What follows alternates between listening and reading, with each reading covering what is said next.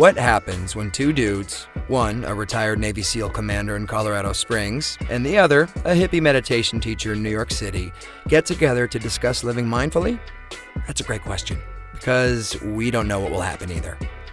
Raw, uncut, and unapologetic.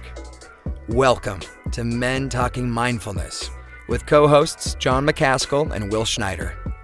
Each week, we take an authentic dive into how mindfulness continually impacts our lives, deepens our relationships, and allows us to be emotionally alive. We filter all of our conversations through the man box, where we unpack how as men we are expected to act in society, how fighting the authentic human experience is exhausting and damaging, and how mindfulness can help. Now, on to the show.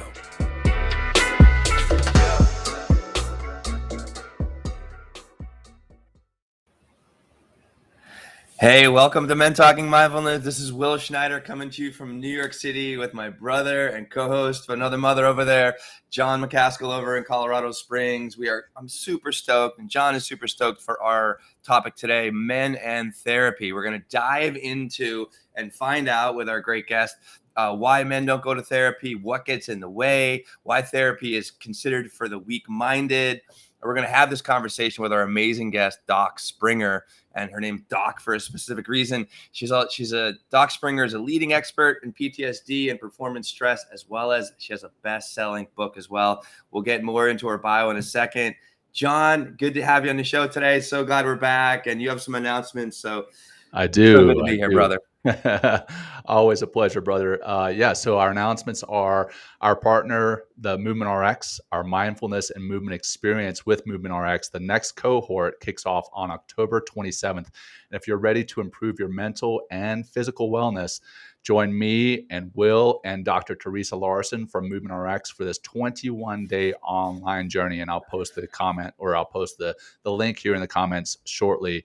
Also, our MTM Swag is out in the world, and Will's sporting one of our beautiful shirts there.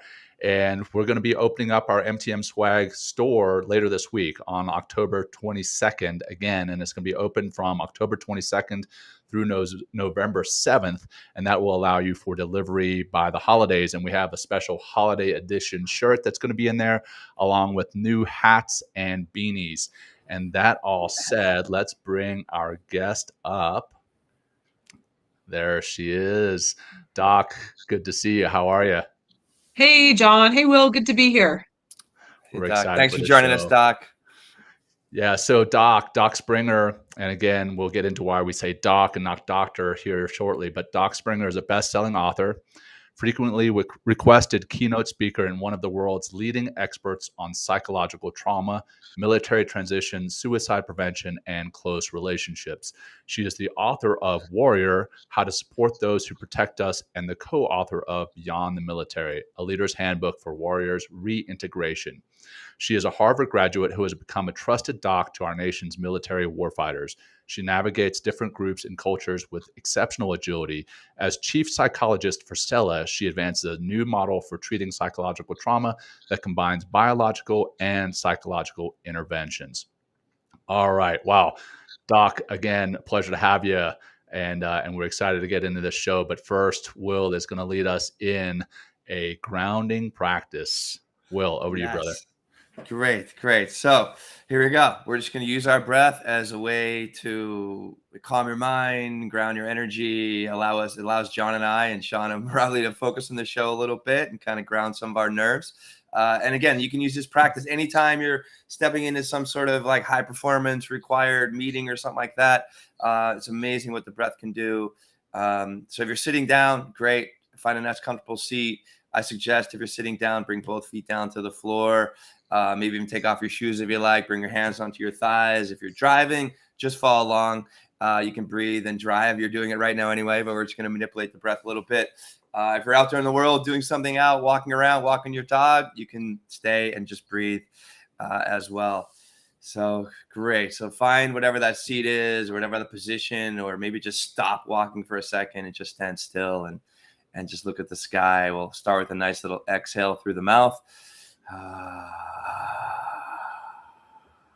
Good. Take a gentle inhale through the nose. And try to take a bigger breath all the way out, filling if you can from the bottom of or the top of the pelvis, the middle of the chest, all the way to the top of the chest, and exhale out the mouth. In breath big through the nose. Let that go out. Good. Let's just take a few more in.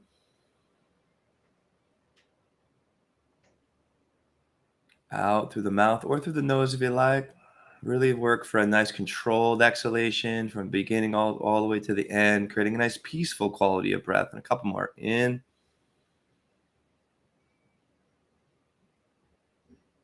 And out gently.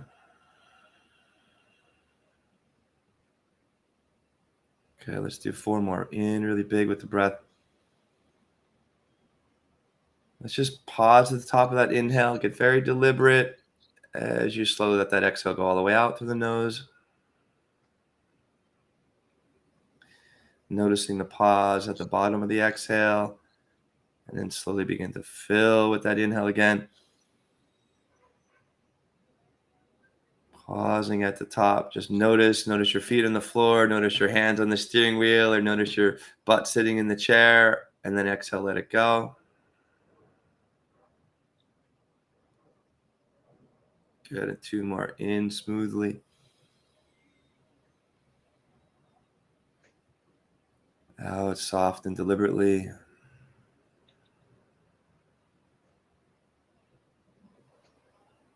We have one last one in really big.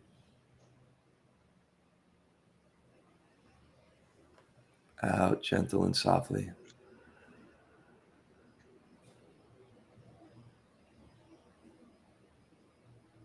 Great. Just take a moment here. Come back to a nice, gentle quality of breath. Just take a moment to feel how you're feeling. Remind yourself why you're here.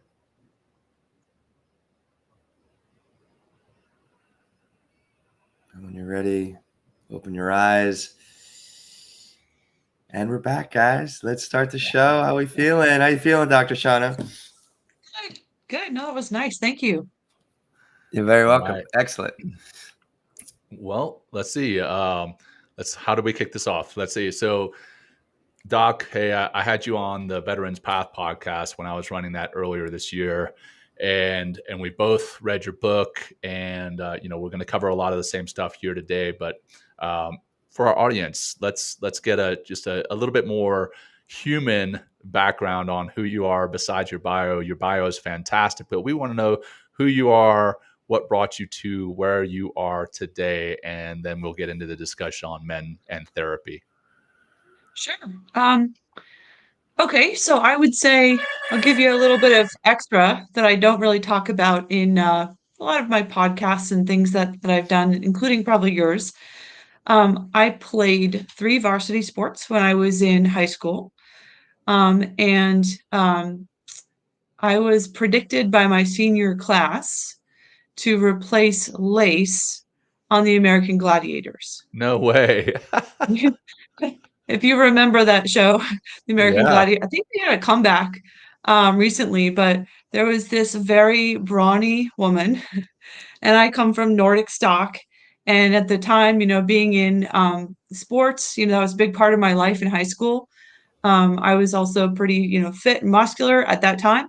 And so I always had kind of like a competitive energy, and then got into martial arts in college, and had no idea that I wanted to work with warriors. Pursued a traditional training. So I'm a psychologist, got my Ph.D., taught personal growth at University of Florida, go Gators. And so had a lot of fun with that. And that was my signature course. And then I started working with veterans at the Gainesville VA. And it just felt like home to me to work with warriors. And I didn't figure it out. And it was actually my sister. I was on a walk with her, and she said, well, the reason why you're so comfortable with people who serve in the military is because Dad raised us with the Great Santini as a parenting manual. And then like everything shifted, and I really saw what she was talking about.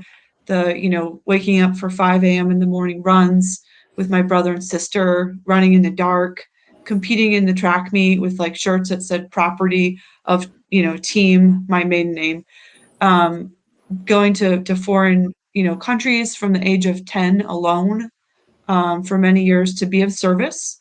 And so these values of service to others and being brave and embedding in other cultures and forming trust across the cultural divide became formative for me and translated into what has been a really rewarding and fun opportunity to serve the war fighters of this nation, and then everyone who's suffered from trauma, kind of to branch out and say, here's what I've learned about people and how they can overcome unimaginable trauma. And here's how I can help us all kind of walk through trauma and build strong, lasting relationships. So that's a little bit more of the personal side of my background, but I'm happy to answer any questions and kind of drop in. Well, I want to know more about American Glad. No, I'm just kidding. I don't want to know more about that. That's not what we're here to talk about. But that is a first. I did not know that about you. That's hilarious. Will, over to you, Well, man. this is a topic that's very near and dear to me. I have a lot of men in my life that just think of therapy as, for the weak-minded, like I said earlier, it's just something that's not going to be beneficial. So what are actually, when you're working with men, and it was very telling in your book about like some of those initial, or it could be for quite a while that men and warriors in particular show up at the office. What are some of the, the common obstacles that you see men struggling with in order to even kind of get in and sit in a chair or lie down on a couch and speak to somebody about how they're feeling or what their problems are? Yeah, so here's the really interesting thing.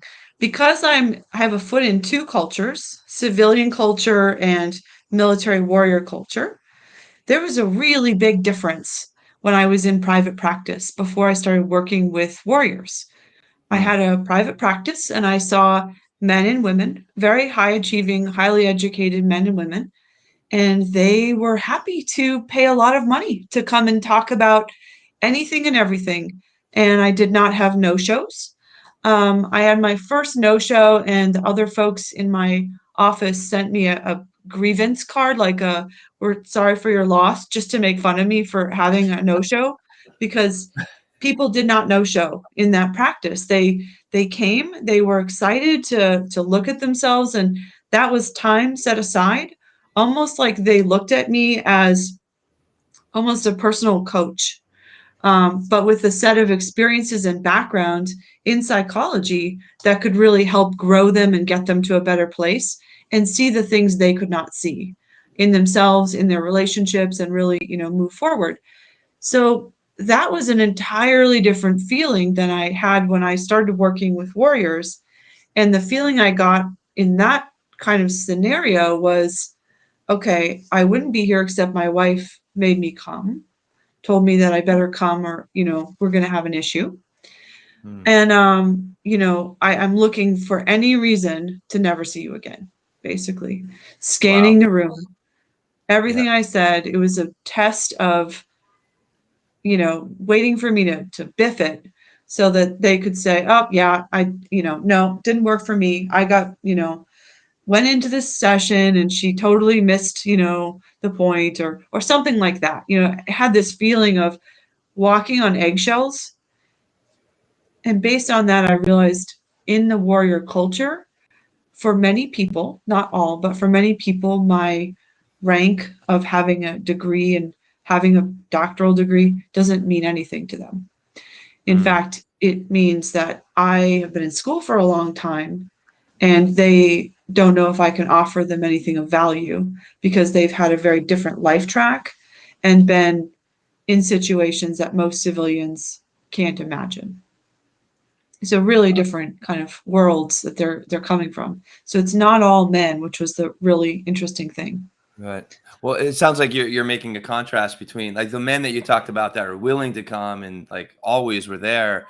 It sounds like these are men that are looking to tap more of their potential, right? And using therapy as a means to kind of become more aware and arise into that potential. Whereas like with the warriors, it's just, I mean, in your book is very telling. There's a lot of information out there that on the researching this, it's like, that some of those obstacles in order to get to therapy, it's like, it's for weak-minded people. I'm fine, and it's like, I don't need to talk to anybody, even though like kind of drinking all the time and continually partaking in like abusive behavior or something like that. So what are some of your thoughts around, these ideas that men are for, therapies for the weak, or, these other kind of obstacles that men put in their way? Right. So one of the things I've realized in retrospect is that absolutely warriors want to tap their potential too. Okay. But they have a tribe that they feel is that reference group, is that core unit that helps them reach their potential. And the therapist is outside that group. The therapist has a deficit of trust to overcome, to become a doc, to become a trusted extension of that warrior's tribe. It can be done. Like, I'm a civilian, and one of the things I want to share with people is, if I can become trusted by warriors and become an extension of their tribe, a trusted doc that they can say anything to, then anyone with the right insights can do the same. And that's part of why I wrote Warrior, is to help the healers who support warriors learn these insights and these ways of approaching their practice, so they can deeply connect with and build that trust across the cultural divide with warriors. Now, the people that were the men you were first talking about, I think that's spot on, that they frankly saw therapy as a status symbol. And that these men, very different from the warriors, were creating a pit crew, a tribe, if you will, a core unit. And the people in that pit crew included their certified public accountant that helped them with their taxes, their financial planning folks, their therapist or coach, or a therapist that operated for them mentally as a coach, as I was doing, based on wellness. And so they were creating this circle, and the therapist was very much a prized part of that circle and on the inside, and somebody they were happy to pay for their insights and training. That did not translate to the warriors I served. But understanding that helped me talk about therapy with warriors in ways that help make that gap close, so that they can fully dive into therapy. And that's why I was excited to come on today and talk with you both, because there are ways to bring them to that place of seeing, actually, therapy is the harder thing to do. And if you choose not to pursue the work you need to get after, that leaves you helpless. And that's not a good place to find yourself as someone with warrior or male, any kind of warrior energy. We're talking about men today, but I think women can be warriors too. So somebody with that kind of energy, helplessness is the worst feeling to sit with and steep in.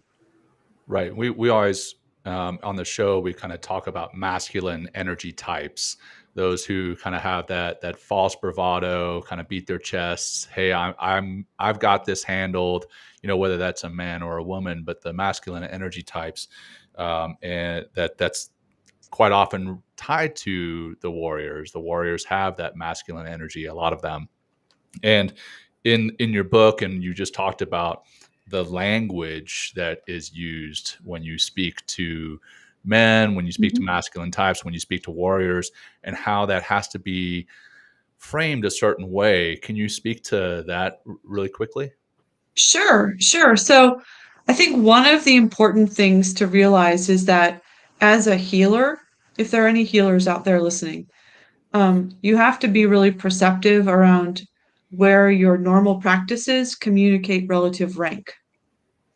So if someone comes into your room and you are behaving in ways that are normal for psychologists or therapists, and you were trained that way, but really, the other person is being kind of examined, and they're being diagnosed, their deficits are being evaluated.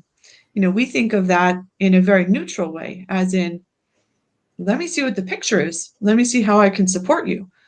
Let me find out what the problems are that you're struggling with, right? But the end result for many warriors is that it feels like a kind of examination of the areas where they're struggling before you've built the trust. Mm. So the trust and how you build that and when you build that is a critical first step. And then when people are, when they trust you, then you can go after more of that stuff. Otherwise, what you do is you create a kind of false relationship with your patients or those you're trying to support, where they will, tell you something, but not the full story. And that might take a lot of work to undo later on. I had so many people tell me when I was first starting out, before I was really approaching my practice more like a doc, the first sessions that we had, I was deeply suicidal and didn't want to tell you. So I told you this story.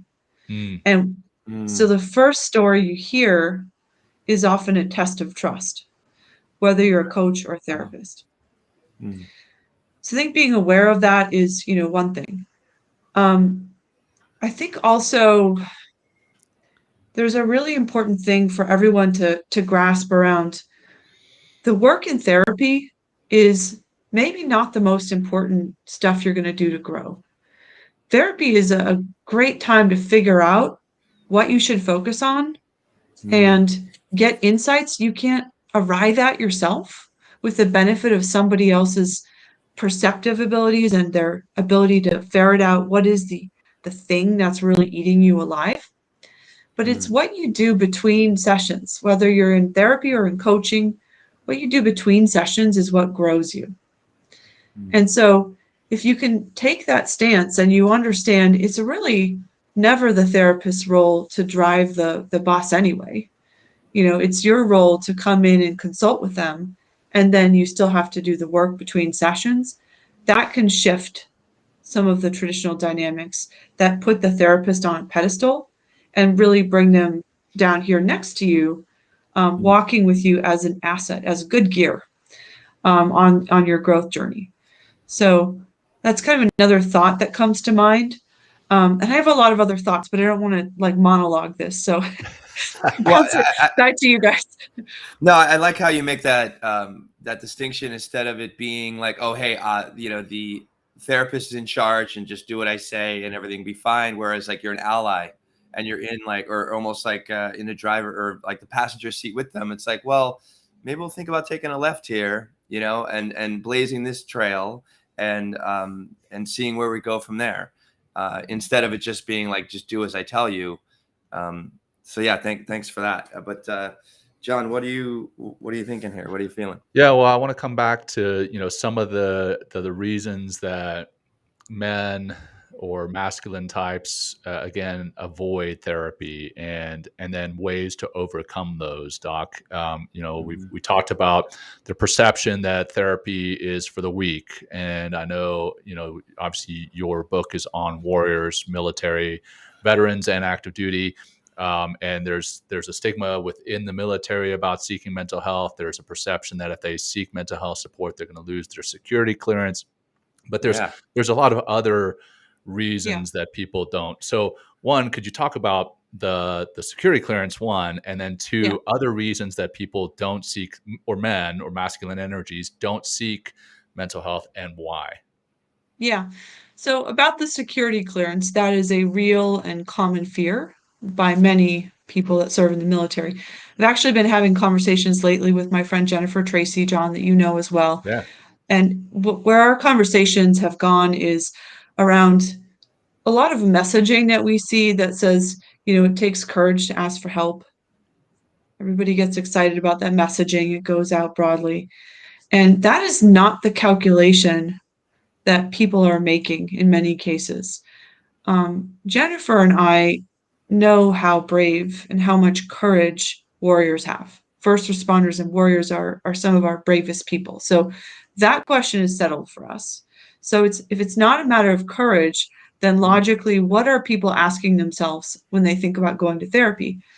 In most cases, they're asking themselves, if I go to therapy, will I get a diagnosis in a medical chart that will impact my ability to do my job and stay connected to the tribe that I've earned membership in? So whether it's the military, you don't want to get sidelined. And there's a real fear that a therapy diagnosis or just going to therapy can get you sidelined. And there's an interesting thing that can happen where, military leaders will model the idea of, hey, I got help for something. But they have a little protection sometimes that people don't have in the lower ranks, in the relatively lower ranks. That sometimes the people of rank can say, hey, it's cool to get therapy, but their jobs are not at risk. The people that are of lower rank sometimes fear, if I go to therapy, will somebody look to start med boarding me or push me out of the military? Will my team see me differently? Will they see me as unreliable? Will they be able to depend on me in the same way? That's a lot of the fear that a lot of warriors have, is that it will change people's perceptions and their respect for them. And that's going to take, go ahead, Will. So where does that, so where does that, like, so what is that thinking though? Like that thinking of the tribe and be like, wait, you're going to therapy. Then is it like, oh, well, you're just messed up or something's wrong with you, and therefore like you can't be part of our tribe anymore because of this problem that you have that, you're not going to tell us, just for your therapist. So, what is that like, that tribal thinking of kind of breaking the mold within the tribe and seeking, mental health? Yeah, well, it's usually an interesting thing because I have these relationships with different people in these circles. The thought process is usually like, okay, let's see what happens to him. He is going to therapy. Let's see what consequences, like, good for him. I want to watch how that plays out because I've been struggling with the same things. So people are looking at their brothers and sisters in arms, or, good for her, if it's a female warrior, but let's see how this plays out. And they're looking to see the connection between stepping forward, doing the work in a public way, and any consequences or not that come from them doing that, taking that risk and stepping forward. So it is partly the individual, but it's partly how the system responds. I think that has to be acknowledged. If you're in a system or a chain of command where a person can go do the work and come back online and just kind of fall back in with their team, then that truly is how you earn trust with a system that allows for people to get healed without the consequences. So in some systems, there just isn't that culture. And I don't think, urging people to get therapy without mindfulness of those consequences in those systems is the right call. And that is why Jennifer and I have worked so hard on the Master Guide for Mental Wellness. We've created 2 journeys that are together. Every week, people can get a video. They get insights. They get take-home points. They get questions to drive reflection. They get, exercises to apply these insights based on my book, Warrior, How to Support Those Who Protect Us, and Jennifer's book, From the Deepest Darkness to the Light of Hope. And so we wanted to create an alternative for people to gain insights in a truly confidential and self-paced way that they can do, by themselves, with someone they trust, like a spouse or partner, or with a group of people that they deeply trust, and kind of work through that journey themselves if they are in a situation where they can't safely get the support, because that's a reality for some people. For others, it's just an untested fear. And for others, to your point, Jon, there's a lot of messaging around therapy being weakness or kind of, and I think that's about the fear of being labeled, diagnosed, and, sort of seen as having problems, like dividing the world into patients and people who are not patients, which is a false thing, I think. And it's so clear to me because the warriors I talk to, they all struggle deeply at times with dark thoughts, with suicidal ideations, with feelings that they're the problem that needs to go, with moral injuries, with shame, with guilt. These are very common among the warriors that I serve. And so they're all sort of holding this privately and looking to see what happens to the next person if that person steps forward and says, I want to work on this. Yeah. The The other things that kind of stand in the way that I know of is, people that they already mentioned, or you mentioned the tribe, and people, men, masculine types, warriors, often say, well, I've already got a tribe that I lean on. I've already got a spouse or a significant other that I lean on, and I vent to them. That's my therapy. Or my other way of dealing with what I'm struggling with is I'll drink until I'm numb, or I'll take antidepressants until I'm fine. How do you overcome those narratives? Yeah, that's a good question. So I would say that comes from people who have never had a relationship with a really good doc, because Mm. it's really important to have, loving people around you that you can drop your emotional armor with and talk about anything, but it's different than working with someone who has keenly perceptive insights that can see the things you can't and understand mental warfare and the kinds of struggles that happen on that domain. There is expertise there that you can tap. And Will, you've really spoken eloquently of the value of therapy. So I almost kind of want to bounce that question to you and say, Yeah. Yeah. in your experience in therapy as a consumer who benefits Mhm. from it, what is the Yep. difference between talking to your therapist and talking to your hairdresser or your, spouse or your buddies? Well, yeah, that's thanks. It's a great question, and I think it's well, there's a few things, and it really comes back to what you said earlier about trust. It's like, I look at my relationship with my therapist as like I'm hiring them to help me, right? But I also have this safe place that I can just dump whatever I want, whatever's coming up for me for that week or that month or something that's bothering me for that day. I can talk about it very openly, very candidly, and I have like a trusting relationship with my therapist. And I know he's going to listen. I know he's not judging me. Like he's there to support me, and he's there to help me, and to again have that give me those insights. And also where what's helped me in these therapy sessions is my willingness to go there, my Yeah. willingness to open up, to be honest, to say I don't know, to cry if I need to talk about some of my most difficult and challenging parts of my relationships. And and it also is not just like always like trying to seek solutions or get that insight, but there's also this release. I'm not holding it in anymore. I have a Yeah. place to go, that I have this safe place that I can just dump all my stuff. Whereas if I like go to I don't have a hairdresser, Sean. I have a barber. Okay, so I have a barber, right? So, Wait, did you just filter that through the man box? Did that Totally. get Thank you, Shauna. Well done. Well okay, done. okay. So I'll tell Paul that he's now my hairdresser. I'll see I what he dropped says. that for you All just to right, see what you like do with it. Paul, Yeah. you're a hairdresser. He lives across the street from me. But The man box I mean, shows up.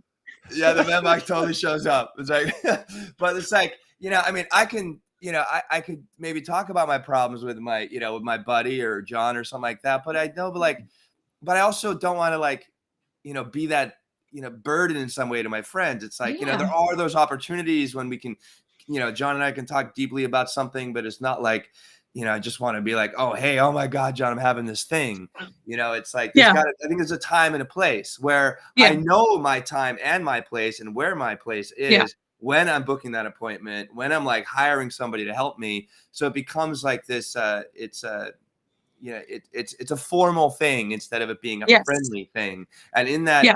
form, right, and there's certain like formality, I guess, in the way that we operate and we work, that I just bring myself to it because Mhm. again, because of that courage, because of that willingness, and I just jump in and go for it, That's and very well said. There's something mhm, very special, right, about what you create with a good doc or a therapist. It's yeah, a special set aside place to do that work. It's work to do therapy. right, And right. the thing that is a sort of fatal logical flaw to me of the idea of I don't need a therapist because I have a really loving partner or wife or, brothers that I trust is that there is a limiting factor inside of most warriors that is a protective instinct. So, Mm, just like you said, they will always limit themselves from the depth of really going after what they're actually feeling because they don't want to be a burden to someone they love. And so they won't talk about like all of it. Now you're talking about, okay, I'm going to go to this therapist or this doctor, and they are professionally good at taking people through a growth journey, and nothing I say to them will shock them or surprise them if they're a good doc. And they don't socialize with me. So this is a special set aside thing that's not going to, it's compartmentalized from the rest of my life, which is really helpful with somebody who's professionally good at being perceptive and seeing insights. And I want to give you an analogy for that, for video game people. I've actually been getting into the Legend of Zelda lately, the original one. Classic. Oh, I really? just The beat the original. game. Yeah, I couldn't do it as a kid. The 1986. Yeah, I was going to know, say, I know. oh my God, I amazing. remember that. That's It's so amazing. good. Sometimes the old stuff is best stuff.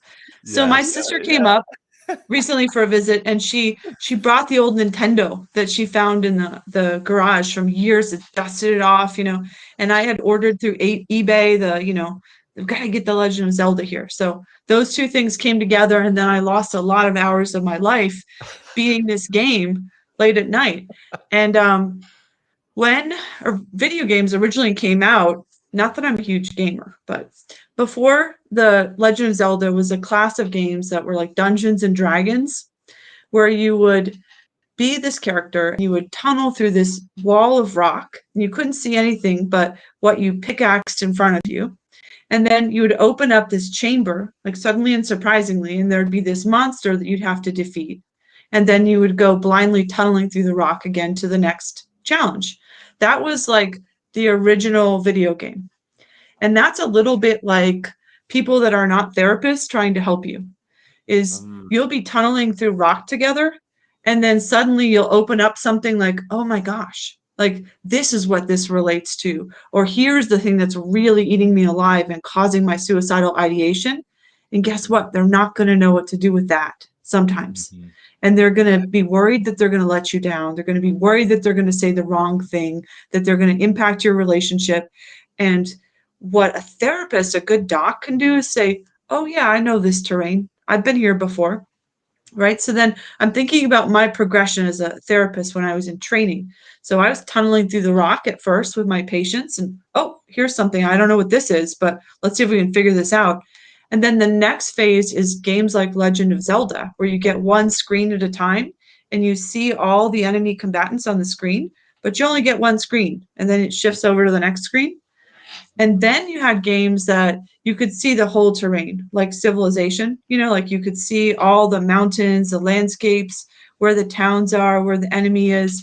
That is what being a really masterful therapist can feel like, when you can see all of the arc of where people need to go to grow, where their pain is. You can ask the right questions to help them get those insights. And most people can't do that.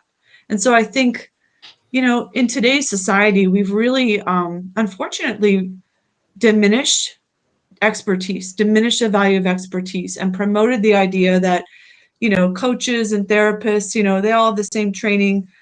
No, I mean, there are some great coaches, but therapists have 8 years of school and did a 200-page dissertation to really look at human behavior. I know I did. And so there is value in that expertise. You cannot get that from online, resources, or the way you can with a really qualified person who really gets it. So finding that person feels really important to me as far as people's growth. And you hit on something there in the the fear. If you are sharing that, you're kind of tunneling through that rock and you come across that monster with your significant other, or with your barber or hairstylist or beautician, or whatever we want to call it today. If you get across that monster, that could negatively affect the relationship. Like, I can imagine if I'm sharing with my spouse some of the things that I'm battling with up here. I go to therapy every week, and I think it's huge. But if I shared some of the stuff that I shared with my therapist with my spouse, I think it may negatively affect my relationship. And so I think having that therapist there not only helps me mentally, but it also keeps me from potentially damaging a relationship that I very much care for. Obviously, my spouse, I very much care for that one. With my hairdresser, my barber, beautician, I care about that too, but not as much. So I Replaceable. think, right. Yeah. But there's also, the coming back to that false bravado, right? Yeah. And again, this could be for the warrior, it could be for the men, it could be for the masculine energies, is that we're told from when we're very young, hey, boys don't cry, Yeah. get your shit together, Yeah. or we hear the saying, hey, you're struggling with something, man the fuck up. Yeah. And Go that's for a run. Walk it off. go for a run, rub some dirt on it. Yeah. And right. And how do we overcome that in society? How do we overcome that?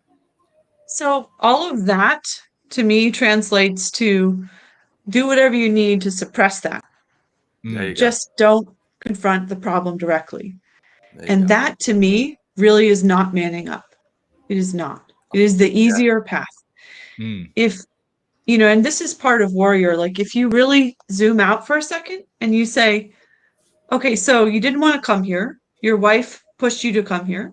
So what is the easier path? Sitting here with me and talking about what's really going on, or avoiding this experience entirely? Any one of my patients would have said, no, avoiding this is the easier path.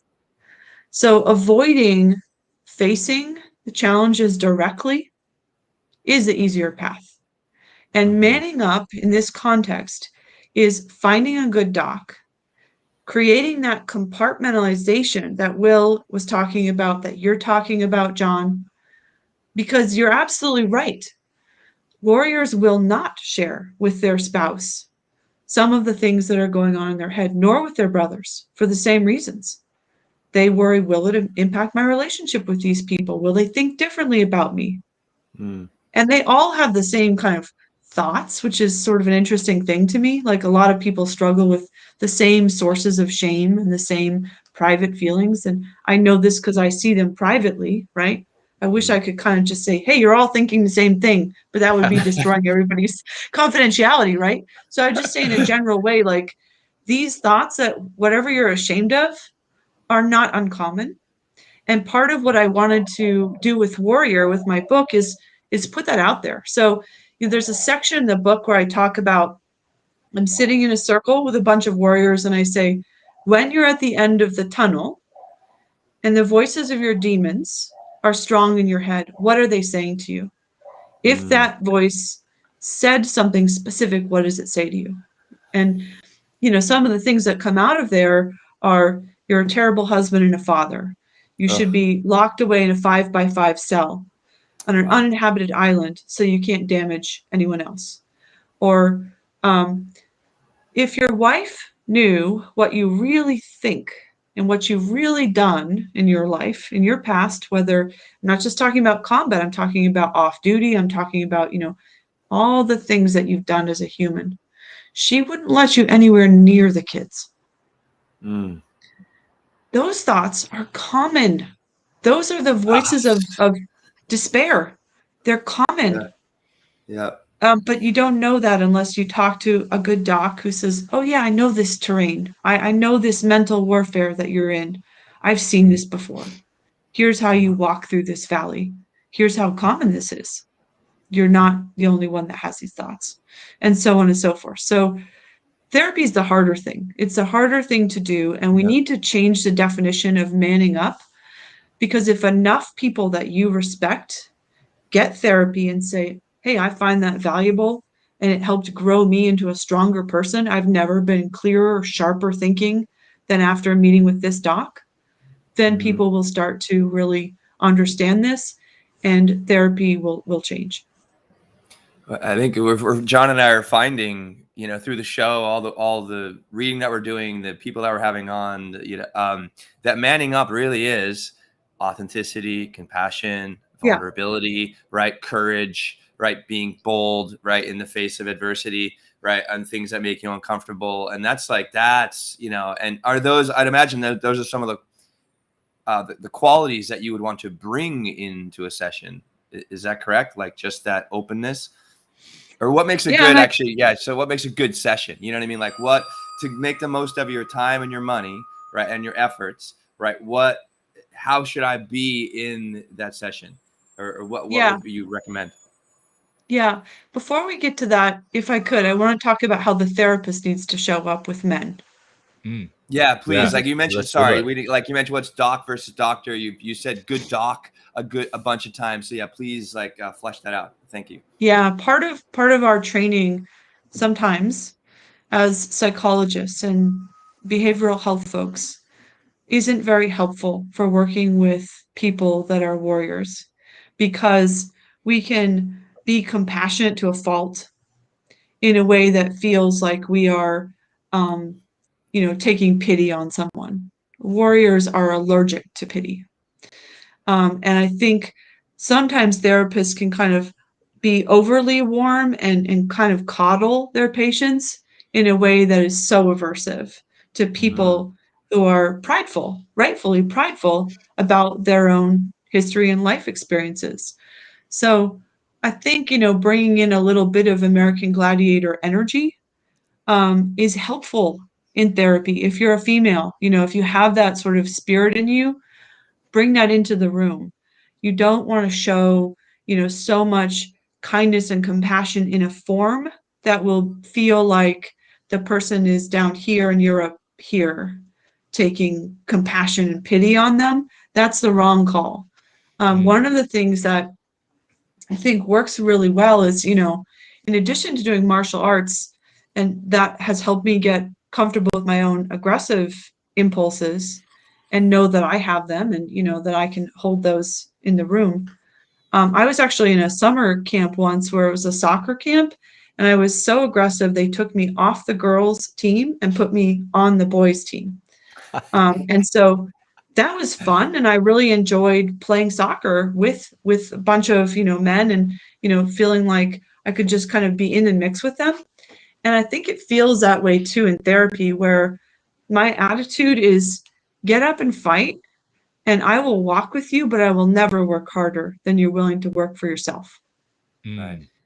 That's a really important distinction versus like really, taking people through a process and like doing the work for them and, facilitating the whole thing and trying to make it as painless as possible. I don't promise that. Therapy is painful in its work, and it's a challenge, and it's a challenge befitting a warrior, and facing your problems directly is the way to get through them. And so having that attitude of, I don't pity you, I respect you, and we're going to walk through this together is a really important way to show up when you're working with military veterans and other warriors. Wow. So Thank you. one of our questions there, and it's actually one of the questions we had planned on asking you. So Randy, I think, is reading our notes there. But when looking for a therapist, what's your recommendation for how to go about finding the right therapist, the right doc, if you will? Yeah, this is a problem that will resolve itself in time when enough people like you both talk about seeing good therapists. Because if enough people talk about seeing good therapists and start to form kind of a resource repository of who the good docs are, people won't have to ask. They'll say, oh, John McCaskill or Will, recommends this person, right? That is a huge way to find out whether somebody is really, when I was doing clinical work, that's how my referrals came, is somebody would say, oh, this is who I would recommend because, this was helpful to me. So there's a kind of underground railroad or like word of mouth thing that becomes really important in finding the right person efficiently. There are therapist locators. If you don't have a lead or you want to kind of start there, I know Psychology Today has one. EMDRIA.org, EMDRIA.org has one for EMDR certified therapists if trauma is something that you struggle with. But what I would do in all cases, in fact, I was just helping a friend do this yesterday, is we jumped on the EMDRIA.org website. She wanted to work on some trauma stuff, and she's out of state, and I'm her friend, so I'm not going to be her therapist. But as her friend, I took a look at all the profiles on there and said, here's who I think sounds good in terms of their background. I want somebody that took the time to put a picture up, and then go into the sessions with these 3 people and ask them these questions and see how they respond. Mm. Because it's a little bit like, not in any other way, but a little bit like dating, in the sense that don't assume that you're going to like find the right person right away. You might have to look and be discerning and not find the right person a few times before you find the person that's like, okay, this person has the right balance of challenge and support, and they will push me and not take, sort of take my stuff and just unquestioningly accept it. They will ask questions. They will push me in a way that feels like they're going to grow me, and not just kind of reflect everything I say and, unconditionally support everything I say. I don't really do that kind of therapy. I think if, as a therapist, you're also there to work. Your patient is not just there to work, you're there to work too. And so you better kind of be actively thinking and working to understand and help them see things differently and create new challenges that are unique to them and who they are. And that requires a lot of work on the therapist part. So you want to ask certain questions like, how would you address these problems? What approaches would you take? If you had to assign me one thing to do between this session and the next session, what would you assign me and why? That's a really good question to ask, because that tells you, does the therapist just think that they are kind of the savior here, and that, you're going to come into sessions and they're going to drop wisdom on you? Or do they see you as empowered to change the things in your life, and that the white space between therapy is where change happens? And they're going to work with you to find those challenges and then hold you appropriately accountable to grow.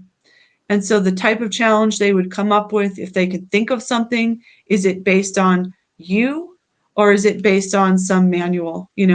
Is it something that anybody could recommend? Here's a sheet of common thoughts or something. I want you to fill this out. Versus, well, I learned about you today that one thing you're really interested in is this issue or this problem. So between now and next week, I want you to go and find out more about those things and come back to me and report back on these things. What did you find out? Where did you take action?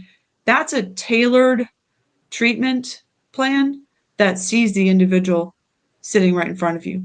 And so those are the kinds of things I'd be looking for in a good doc. Is you want somebody who's not on autopilot, kind of relying on kind of a standard way, but active, perceiving you, looking at who you are. And they may use empirically supported therapy methods, but you feel like they're really seeing you in the room and basing their ideas on your specific conversations. Great. Well, real quick, I want to talk about those who are in crisis mode, if you will. And I know the facts and figures show that there are more suicide attempts among women, but there are more successful or completed. I don't want to call it successful, but completed suicides for men. And I know that has to do with their access to weapons or their desire to use weapons like guns for suicide. And in your book, you talk about quite a lot about when a lot of therapists, when they talk to warriors, when they talk to men, they say, do you have access to a firearm? And the person says yes. And then the instant reaction is, well, let's take your weapon away. But what that does to someone's psyche when you say, I want to take your weapon away, and what you recommend rather than that. Can you talk to that? Sure. So it goes back to the part of our conversation today about the fears that keep people from engaging in therapy. So part of that is, will I lose my place in the tribe? Will this impact the work I do, the military career that I have earned, my role in the police force, all of that? And owning a weapon and having access to that weapon is an extension of many warriors' identity. And so when in the military, somebody says, they start to question the access to your firearm, that is an emotionally loaded conversation with somebody who is usually ranking higher than you, looking at you saying, I don't know if you can be trusted. with your firearm, right? So that is central to the identity and relevance of that person. And of course, they're going to move to protect that. So it becomes a serious obstacle to many people to go to therapy, to stay with therapy, when we sort of like blunder into that conversation without any awareness of the emotional meaning of the connection many warriors have with their firearms. It's also back to the earlier part of our conversation related to the trust you've developed with someone. So often these questions come up early in the treatment process, you Right. know, very like in question forms that are given, you know, in an intake, a first appointment or second appointment, before you've had time to develop any trust. And they don't know what your motives are. And so there is a perceived fear often that your motive would be to remove the firearm to protect themselves from any outcome or liability of a, you know, a veteran who's suffering, having a firearm and dying by suicide. And so what that does is it puts the therapist and the veteran in sort of like an adversarial relationship where there's a perception that the therapist has this motivation to remove the firearm and sort of emotionally, how do I want to say this? I'm just going to say it, emotionally castrate Mm. the warrior Wow. by removing that weapon. Yeah. And you haven't earned credibility to have that conversation right away. So a lot of civilian and other therapists don't really understand firearms, don't feel a level of comfort with them, don't know the terms related to describing them or the parts of a firearm. And so when they get into these conversations, that all becomes very clear. And then the veteran wants to have nothing to do with that conversation. So in Warrior, in my book, I talk about really what the emotional meaning of the firearm is and how we can come at that conversation in a different way that is respectful of the fact that warriors are firearms experts. And if you get into an adversarial relationship with them, where they perceive that you're going to try and remove their weapon, then that will go nowhere fast and will probably cause them to drop out of treatment that could have been life-saving for them. Wow. And so the conversations I propose in Warrior and the techniques and the methods that I use and I illustrate in the book really show people how to have a different conversation that aligns with the core values of warriors, aligns with their protective instinct, and doesn't pit us against them. But as Will was saying, I'm here and I'm walking right next to you, and we're going to figure this out together. Wow. Love that. We actually, so we touched on some, or didn't really talk about in particular, but what are some of the different therapies out there? Or, you mentioned, EMDR, and maybe there's like what cognitive behavioral therapy or something like that. What are they? What's a good start place, I guess, depending on what people need. Yeah, well, before we get to specific therapies, one of the big realizations that I had that matters for serving warriors is the understanding that I've developed in the past few years that many people who serve, whether they're deployed to combat or not, have a certain group of symptoms where their fight or flight system is chronically on. They can't calm down. And that is a biological injury, that's not an invisible injury. We can see it if we have the right brain scan, and that can be healed. And that should be healed before people go into therapy. Because here's why. So for years as a trauma psychologist, I would sit in a room with people that were not really there. They were there, but they weren't really there. They had constantly, distracted process by their mind, pulling them out of the room back to these trauma memories and trauma experiences. And they were too activated in their, weren't calm, so they couldn't really hear me. The same way that if you went to your cancer doctor and you were going to get a diagnosis, they would say, bring a friend, because if your doctor says, I'm sorry, you have cancer, you're not going to hear much else after that. So you bring a friend because you're overactivated. Your adrenaline shoots up. and you can't really hear what the next steps are. So your friend comes in and they take notes from the doctor about what the next steps are for the cancer treatment. Same way with people who are chronically overactivated. They're not sleeping well, they're flooded with anxiety or panic, they're flooded with irritability or sort of rage sometimes. They have difficulties concentrating. I mean, that's a direct impact of that kind of biological exposure to high stress or trauma, is that their fight or flight system is locked on. So one of the things that I've been involved in the past few years, and I've co-treated with the physicians who administer this injection. About 100 patients that I've followed have gone through a stellate ganglion block injection.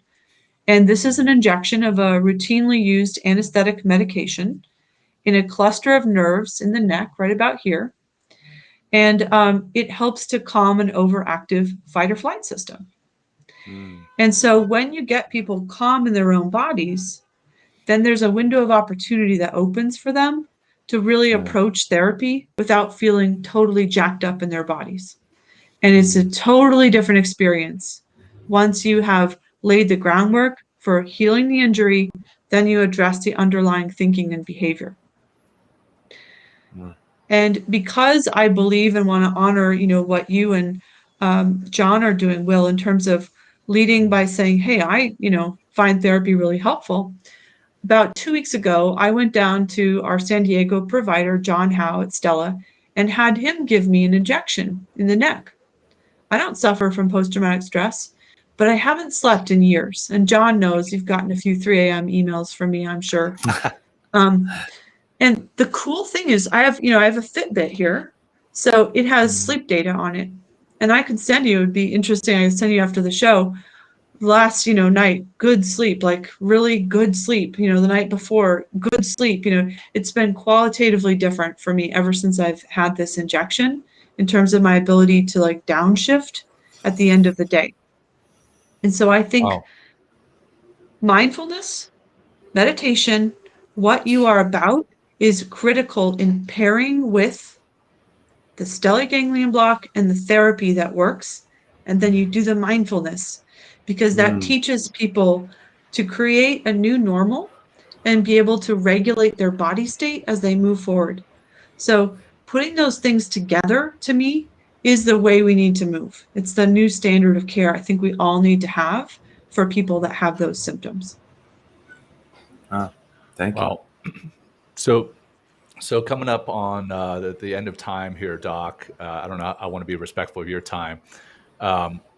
What are some things that we haven't spoken about that you want to make sure the audience hears? Well, let me get back to Will's question really quick. So I want to make sure I hit that. So after the stellate ganglion block, there may be a number of therapies that can be helpful. I was just at the Navy SEAL Foundation Impact Forum, and there's some research emerging from University of Texas Health Center around combining stellate ganglion block with prolonged exposure therapy. That seems to be promising, but I haven't seen the results yet. Dr. Craig Bryan is going to be working with Sean Mulvaney and Jim Lynch to do a study on how, and you might know Sean because he's a SEAL, how stellate ganglion block might work with cognitive processing therapy. Those are the two kind of commonly used therapies for trauma that the VA generally rolls out. There's also EMDR, eye movement desensitization and reprocessing, which I was trained in by a retired colonel and found to be very effective with some adaptations for warriors, some strategic adaptations. And really, there's going to be a lot of new, therapies coming out. There's an article I heard coming out around kind of reconsolidation of traumatic memories. I'm interested in seeing how that research looks and what's showing up. And then this year, I'm going to be launching a podcast called The Story of Our Trauma, where I'm going to be talking to survivors, experts, therapists, just a wide range of folks really about how we recover from trauma. And some of those episodes are going to focus on what happens after SGP and what's most helpful for patients that have trauma. But then there's interpersonal therapy for depression. There's excellent couples therapy. BCBT is one of them. John Gottman has done some really interesting work that can help people.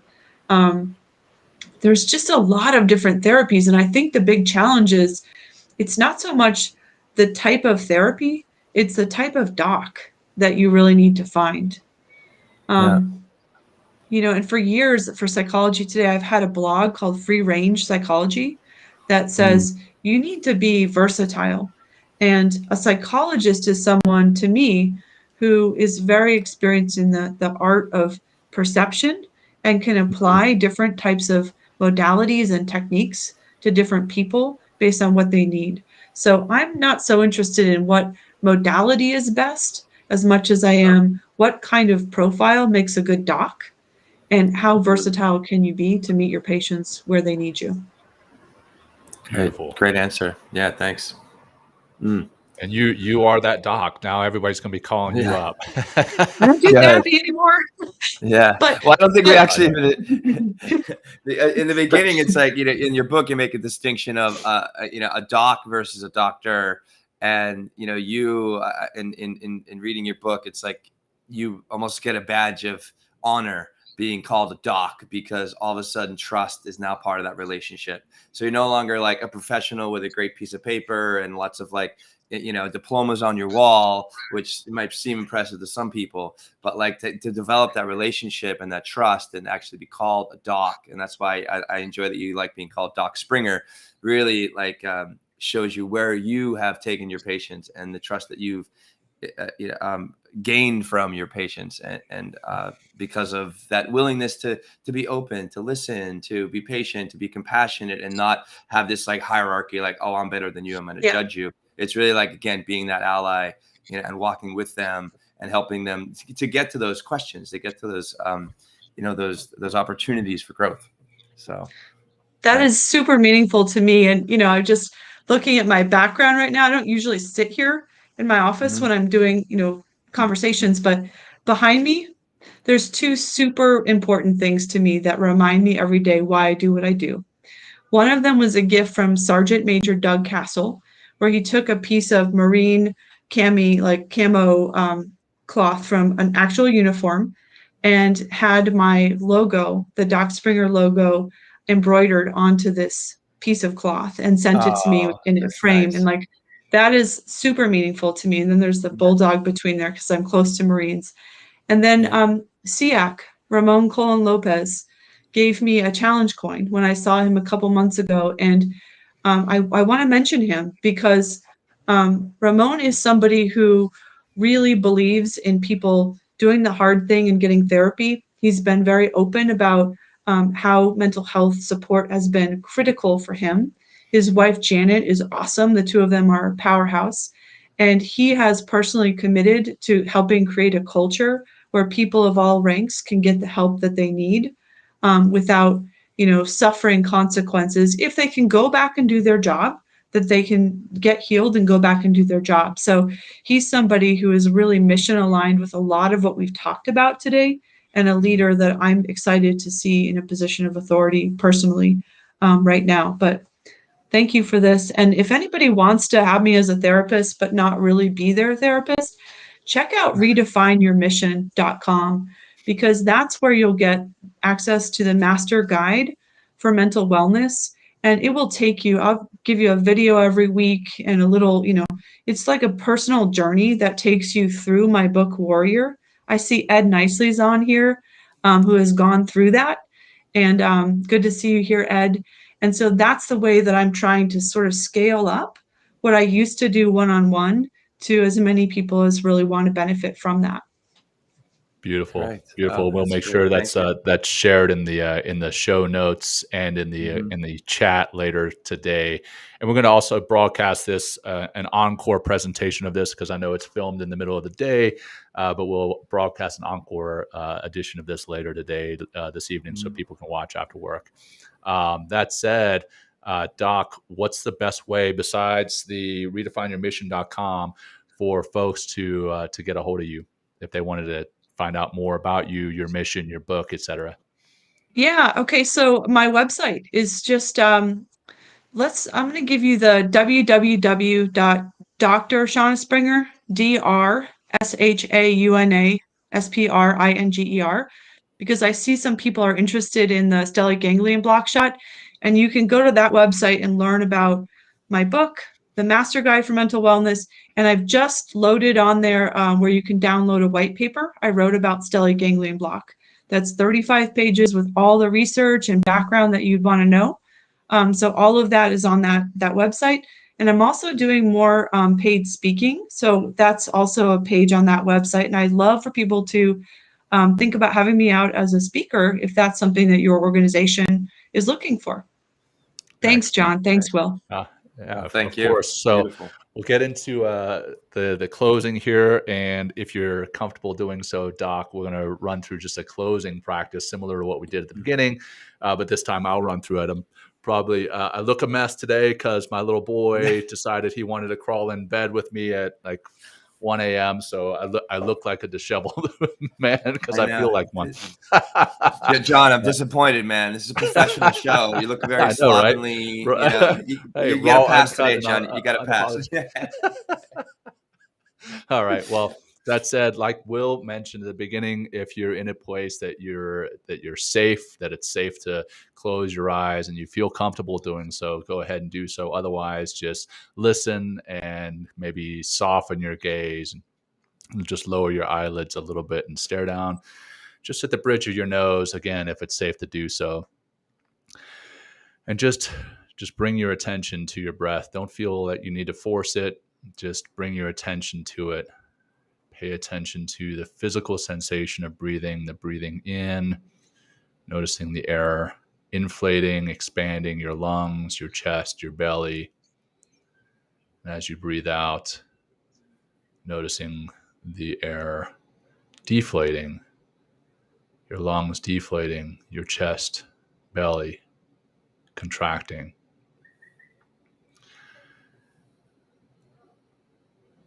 And now what I want you to imagine and think to yourself is just think about peace, love, and compassion above you,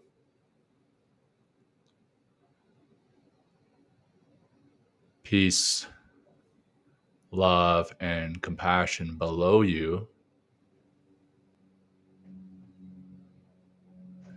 and peace, love, and compassion all around you.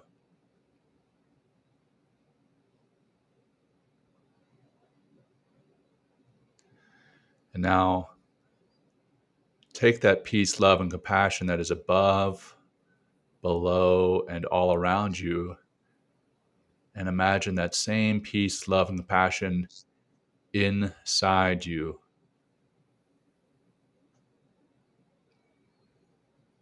Peace, love, and compassion above, below, around, and internally, inside you.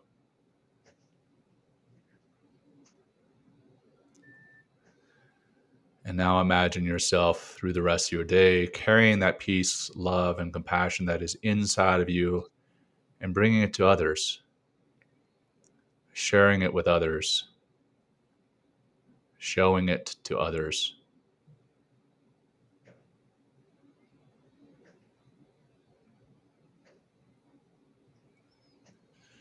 And let's close with one deep cleansing breath together. Begin by breathing out all your air, bringing your navel to your spine. Breathe in deep in through your nose. Hold at the top and let it go nice and slow, slow, slow. And as you're doing so, come back to the here and now, this space, this time. Here we are together, wrapping it up. Doc, thanks so much. It's been a pleasure. Thank you so much for sharing your knowledge, your experience, your wisdom with our audience and with us today. We sincerely appreciate it. And we're going to look to have you back at some point down the road to further delve into this. This is a topic that can't be talked about enough, but thank you so much. Thank you both. I had fun being here. Yeah. Awesome. Thanks, Doc. Really appreciate your time. Thank you.